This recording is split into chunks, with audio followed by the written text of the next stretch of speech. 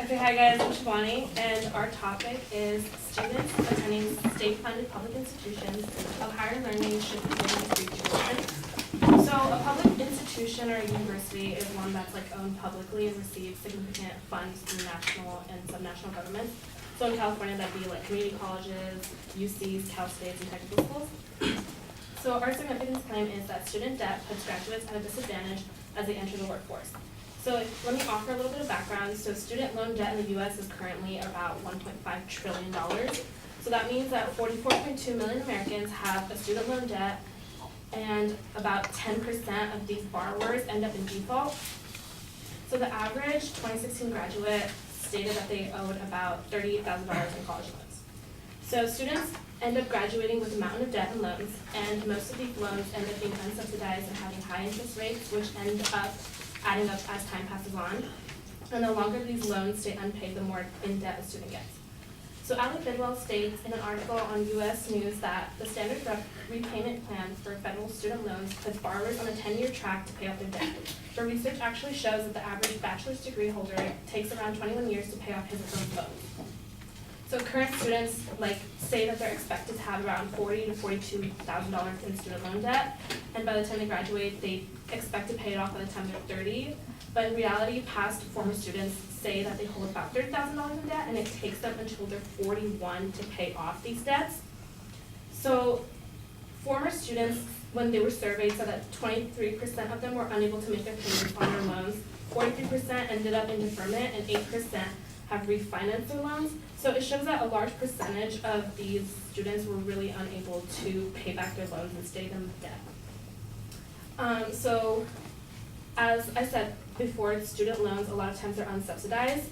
So Debt.com offers some statistics showing the deferment of interest over time, and it shows that direct unsubsidized loans for undergrads ended up rising from 3.76% in 2016 and 2017 to now being 5.05% in 2018 and 2019. So this shows that as time is progressing, the interest on loans is gradually increasing as well, showing that students are sinking further and further into debt. And that means that once they're starting their careers, they have a lot of debt to pay off and they're unable to contribute to themselves and the economy.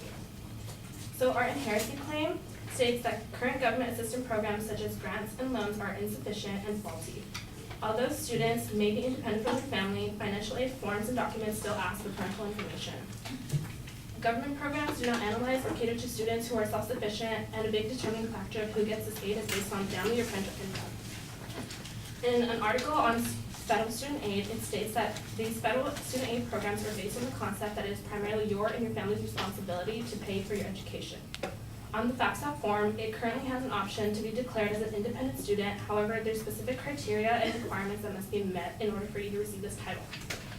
The current 2019 form holds questions such as, were you born before January 1st, 1996? As of today, are you married? Are you a veteran? And are you, it has questions such as, are you in danger of being homeless? So one must answer yes to one or more of these questions in order to be considered an independent student. However, a lot of people who are independent don't have restrictions such as these. So this shows that students aren't being given a proper aid based on their current situation, and that students being self-independent are not actually being considered as that because they don't meet the criteria that these forms ask for. So in an article on Medium.com, it says that parents shouldn't be the deciding factor for your future. They state that if Americans went off this standard, there would be no rags to riches stories. Every generation would be known as a generation to not have it better than their parents. If your dream is to become a lawyer, but your parents are blue-collar workers in the middle class, your only option is to compete with hundreds of your peers in order to compete for the same few scholarships. So for our solvency claim, we stated that without the burden of debt, graduates would enhance the economy and lead to a higher tax-paying workforce. This initially says that it would create a workforce that is well-educated and skilled and help our society evolve with innovation.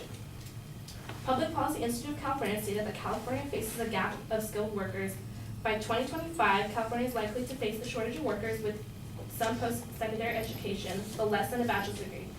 In fact, the future gap among some college-educated workers may be as high as $1.5 million, which is even larger than the projected 1 million worker shortage that college graduates have.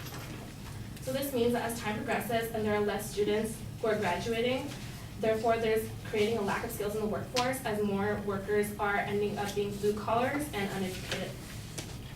So Max Page and Don Clausen, who are two professors at the University of Massachusetts, stated that a century ago, high school was becoming a necessity and not a luxury. Today, the same is happening with college. If college is essential for building a career and being a full participant in our democracy, as high school once was, shouldn't it be free, paid for by public dollars, and treated as right as all members of our country? So this is stating basically that as time is progressing, it was stated that high school was a necessity, and now the same thing is happening with college. So as times are evolving, change must follow, and even new professors are questioning the system. Higher education is becoming a necessity rather than a luxury, and the government's support and funding that high schools obtain should be followed for colleges as well.